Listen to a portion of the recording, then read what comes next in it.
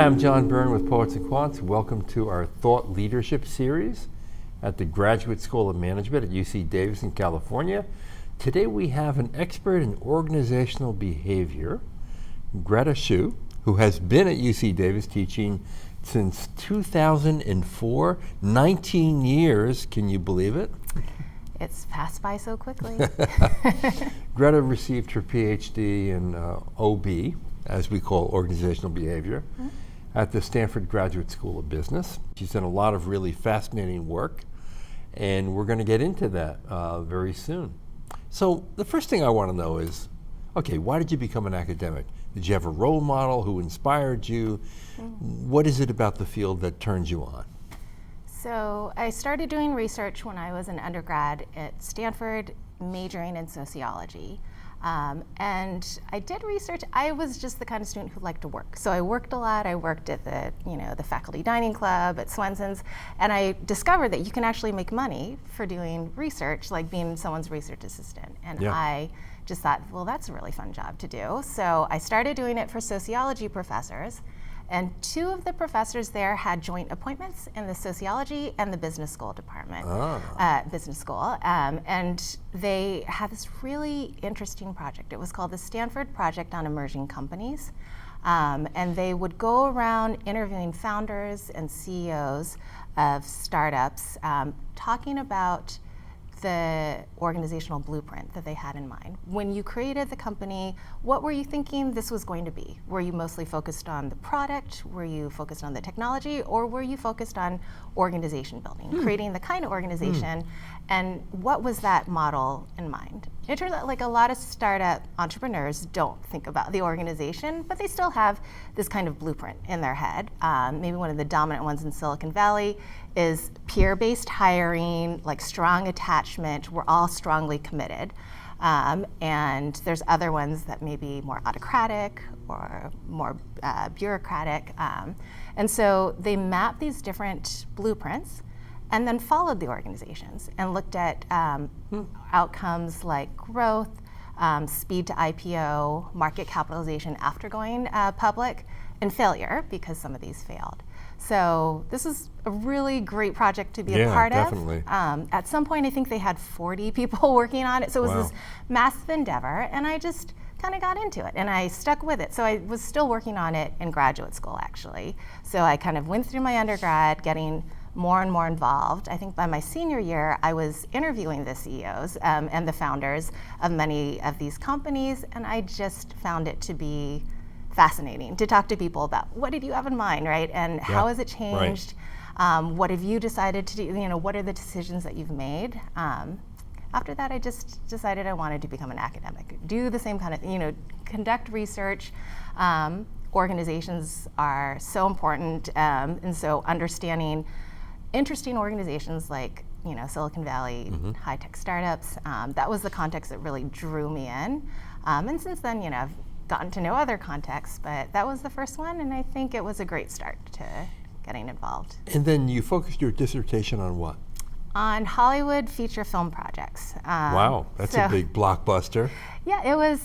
It's a fun. Everyone feels like they really know the film industry, Yes. And so from that standpoint, it's something that universally you can talk to people about what you found. They can see the implications of it. So the thing I was looking at is when film projects, if they try to be generalists, what we call something that's bridging lots of different demographics. So maybe there's some action in there, adventure, romance, mystery. They're bringing in together different genres, and as a result, trying to reach a very broad audience versus specialized. I'm just trying to be horror, or I'm just trying to be comedy. And I looked at how they performed in terms of the audience size that they drew in, box office, as well as appeal. So how are they rated by critics? How are they rated by everyday film goers on databases like IMDb? What did you find?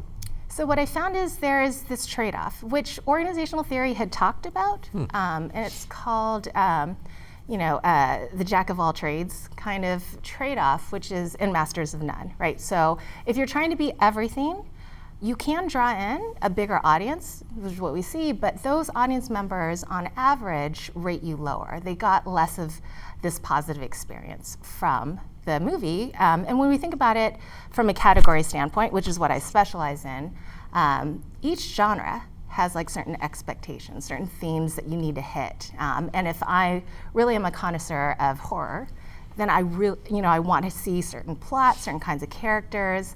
Is it going to progress in a certain way? When I start mixing together genres, that can either be really interesting, really novel, or on average, I'm going to come away feeling like I didn't quite get what I wanted from any of those different genres, right? So they can do quite well, but on average, we find that generalists tend to underperform in terms of how people, their experience, their rating of it. Interesting. So that principle had already been in the organization's literature for a while. I tested the assumption, because often it was this backbone assumption that we just start to predict, like, in what kind of environment does a generalist outperform a specialist and so forth, right? But no one had really tested that assumption that, yeah, like if we're controlling for all these other things, the specialist does reliably outperform the generalist. But what I found, I think that was more interesting and maybe novel at the time was that one of the main reasons the generalist doesn't do as well is because people don't understand what the generalist is trying to be, right? So if I'm bridging all these different categories and I'm asked as an audience member, what is that movie? I'll probably say something different than someone else because I'm likely to see like a different kind of identity. And so what I did was I compared how the film was classified across different databases. And that was the important mediator. Yeah. So when I model it, it's like generalism, not necessarily bad, but there's a conceptual confusion, an identity confusion that comes in that leads people to not understand it and not enjoy what that product is or that organization. I imagine that a specialist has already found his or her audience as well. Yes. And the audience has found him or her. Right. And the specialist has probably found it easier to clearly convey what they're doing because there's much less ambiguity. The generalist is trying to bridge different themes, and so it's a bit harder to really clearly convey what that is. Yeah. And then there are people who obviously would transcend this, right? Like a Spielberg. Yeah. Or, maybe even a George Lucas or Martin Scorsese. Yeah. Right? Yeah, so we have this kind of like typecasting literature that does talk about when you're approaching that veteran, that star status, you can be more free to experiment. People are more likely to give you the benefit of the doubt, and they're likely to appreciate what you have to bring in. Those directors also are so experienced, they're probably actually producing something that is incredibly innovative and captivating to the audiences. So. Now, you've run far afield from your dissertation work many years ago, and over the 19 years that you've been at UC Davis, you've done a lot of different projects. What to you is your most meaningful? So, I think my most meaningful one was a project that I did with a researcher at Northeastern University named Stina Grotel, and we were studying the tobacco industry. And I study categories, so this was about the evolution of the light cigarette category, which doesn't exist today, but it was a category that the tobacco companies had kind of built up as a way to address increasing health concerns over the 70s, 80s, and early 90s. And so we had access to lots of behind-the-scenes archival documents that, as a result of all the litigation, had been made public. So we could go to the archives and really understand how the tobacco companies were thinking about the creation of this category, how strategic they were being in terms of how they presented it. So what that one was about, often we think that categories, as they become more established, they become more constraining. So the audience or stakeholders, they have really strong expectations about what this category should be once it's become this taken for granted aspect of our lives. What we were interested in, though, was for light tobacco, the tobacco companies were strategically taking advantage of this dynamic. And we wanted to show how companies who are savvy can understand that aspect of audience perceptions.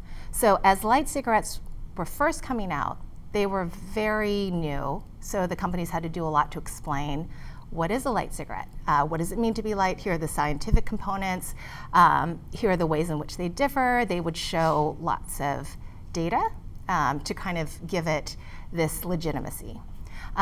Now, once the category started taking off, people just assumed that a light cigarette was healthier for you, that it had less tobacco and less nicotine.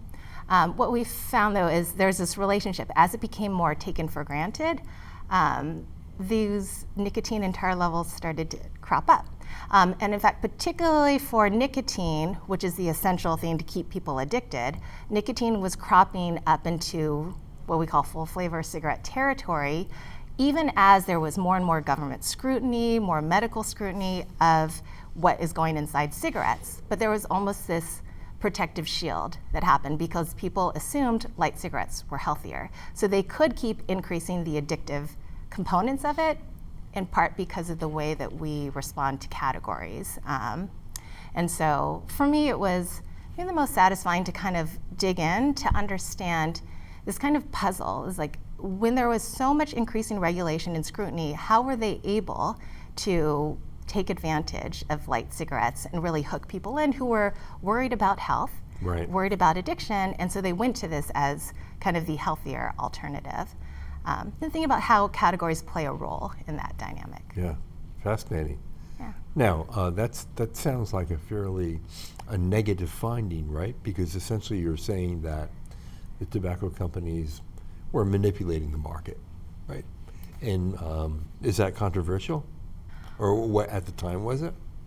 I think that I'll say if I were in a business school that really wanted to have a set of topics that were purely about business and corporate interests and trying to, then that would be, I think, a little bit more controversial within my organization to be doing this kind of research. Davis is a very open place, right? And I am an organizational sociologist, not necessarily, that's how I identify more than a business scholar. And so I don't think it was that controversial because we know that the tobacco industry is very savvy, marketing savvy. Extremely. And so this was just one aspect of them, and it might be a little bit extreme, the extent to which they were very aware of how categories. So we had all sorts of quotes about how they said, well, the consumer is starting to assume that it's healthy, so now we can start to increase. Right. Like they were very explicit about it to themselves, which right. I think maybe not all industries were that aware of the dynamics. Your use of the word categories is kind of interesting to me. Why do you use that word, categories? So, it is kind of my core interest, Yeah. the way we divvy up the world. And I'll say psychologists, cognitive scientists, categories and concepts are kind of this fundamental construct that is informing a lot of their research. And so I like to apply those kind of more micro ideas to thinking about how markets work, how competition works, why certain industries evolve in which the way they do. So for me, categories are just such a fundamental organizing tool that then shapes and biases how we understand the world around us, that I really enjoy just learning Yeah. more and more about how that's playing out in markets and organizations. Give me the example of another category you've studied. So let me think. I've been studying book authors and genres. With a couple co-authors, one is at Yale and one is at Arizona State University, we've been looking at how authors get constrained to the categories that they start out in. So if an author starts out as a romance author and they're trying to bridge into mystery or thriller, Right. this Sure. is a category sequence, a move over time. And we know that can often be unsuccessful. And I think a lot of the reasons we say it might be unsuccessful is that the author doesn't know how to operate in that new genre, right? They understood the conventions of one genre, they didn't know another one.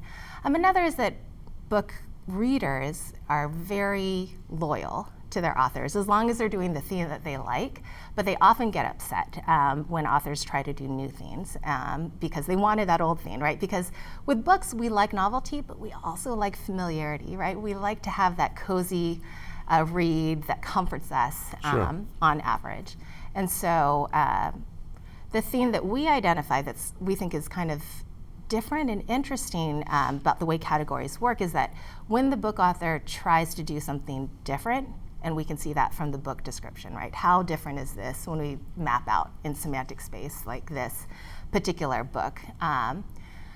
We look at the labels that readers attach, and they continue to attach the old labels. So Stephen King, for example, has this book, The Green Mile, which many people know. It's this movie that was a big hit. He's known for horror. Right. That's not a horror. It's Right. a prison drama. Yeah. But the top categorization of it on Goodreads is horror, because people just assume it's Stephen King, it's horror. And when we dig into some of the reviews, people will say, this was such a slow, boring read. Like, I thought it was going to be horror, and I didn't get any of that. Right? So people, it's not only that they don't like what you did, they don't understand you were trying to do something different, because I formed this identity for you, and I'm just really confused by what you're trying to do. That's interesting. I mean, and that work kind of harks back to your dissertation on the movie industry. Yeah. So the movies are sort of like at a given point in time, I'm trying to bridge all these categories. Yeah. And we can also think about people's careers. We can think about organizations when they're trying to come up with services or products. That's a sequence in time. And we're also trying to move through this space. But we have an identity that kind of precedes that, right? So the totality of that really shapes how people come to understand you and what you're trying to do. And I think it's useful to think about, if I'm trying to make a career transition, I not only have to learn the new skills, but I have to learn how to convince other people who already supported me that I am doing something different, right? That I can be in this new identity. Sure. And the people who know me the best are probably going to be the most resistant. And that's what we find. The readers who already are fans of the authors miscategorize the most, because they form such a strong identity that they just simply can't see that you're trying to do something different. Right. Now, I wonder if there was a project that you did that led to the single biggest surprise of your research career. My work is not super surprising, I would say. I mean, in part because I'm taking these well-worn principles from cognitive science and then applying them. So often there is an expectation. I'm trying to think, maybe a moderate level surprise. Sure. Is research that I've done with another scholar here, Elizabeth Ponticus, and my co-author at Arizona State University, Amanda Sharkey. And we were studying what happened in the aftermath of this mandated pay transparency law that got passed in the UK. So we were looking at how people responded after firms disclosed their degree of pay gap.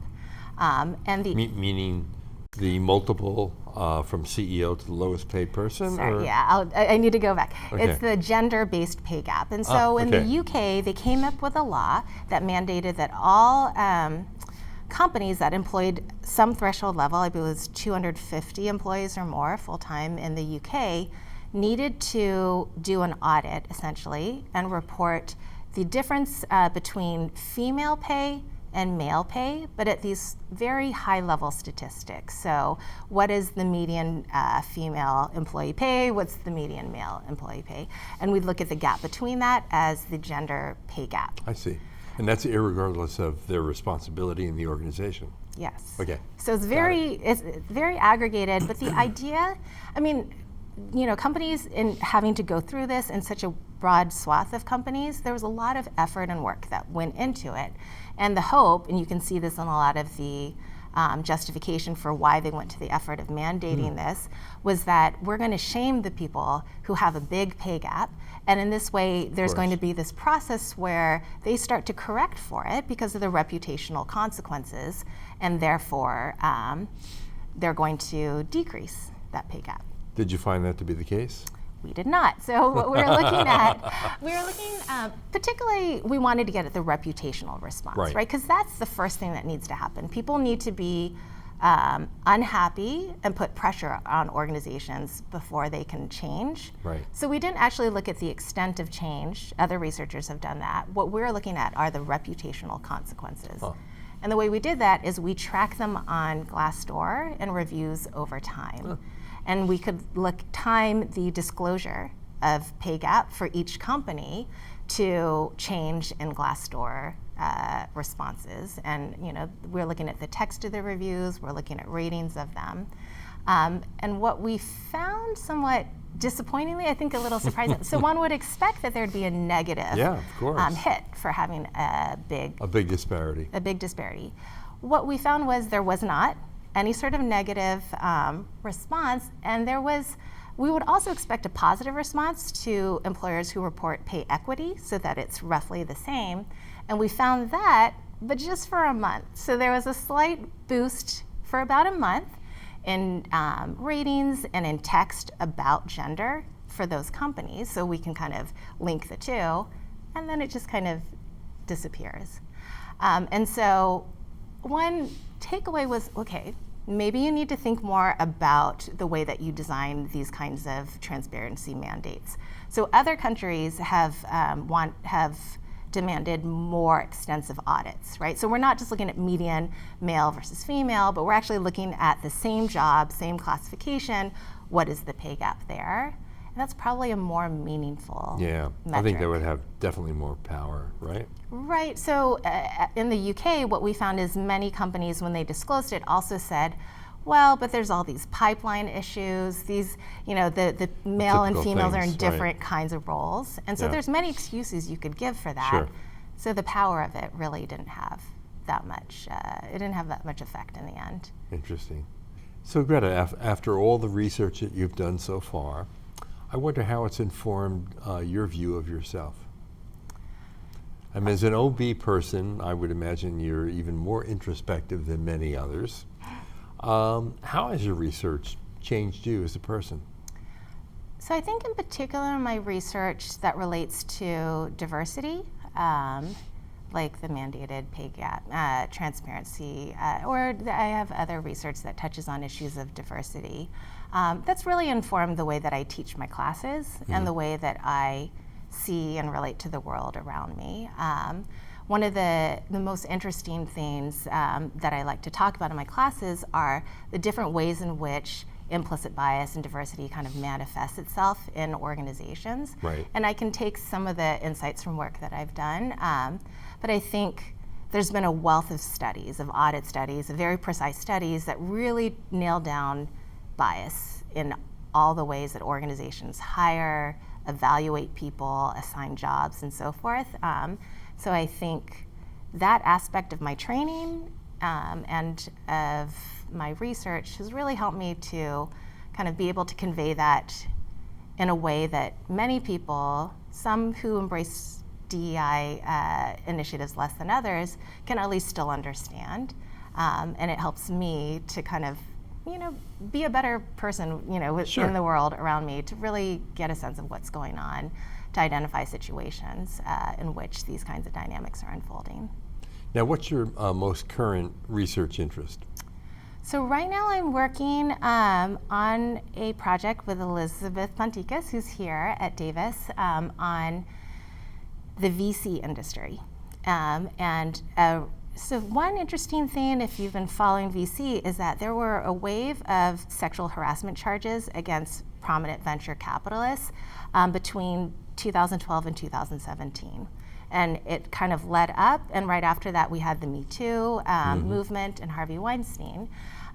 So we're looking at how we're interested in stigma, and stigma by association, as well as stigma, the entire category of venture capitalists. So stigma by association is, I worked with someone and they were later accused of sexual harassment, and now I'm kind of associated with this person.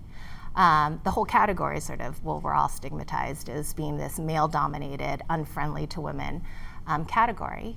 We're looking at the different kinds of stigma and how that influenced venture capitalists to invest more in female-founded startups as a way to repair their reputations, as well as put female VCs up to be lead partners representing the firm on funding rounds. So we're digging into it. We're still kind of uncovering some of our findings, but it's interesting to think about how there could be this good effect of more female representation, but we want to know what's driving it. Is it just trying to protect your reputation? Is it this industry-wide, let's mea culpa, like we need to start doing it? And I think one of the interesting things we find is as soon as the tension starts to taper down, we do see a retraction. So there's progress in terms of supporting women more, and maybe once the tension leaves, we see less progress. And researchers often stop at that point where they say, here's progress, right? We have the before, we have the immediate after. Right. And we're saying, no, well, let's wait a little bit longer. We know how industries work. We know how the media has attention cycles. And so let's really follow and see, is there long-lasting change in this industry? That's great. Greta, it's been a pleasure. Thank you. This has been great. I appreciate the time. All right. I'm John Byrne with Poets and Quants. You are watching our Thought Leadership series with the Graduate School of Management at UC Davis in California. Thanks for watching.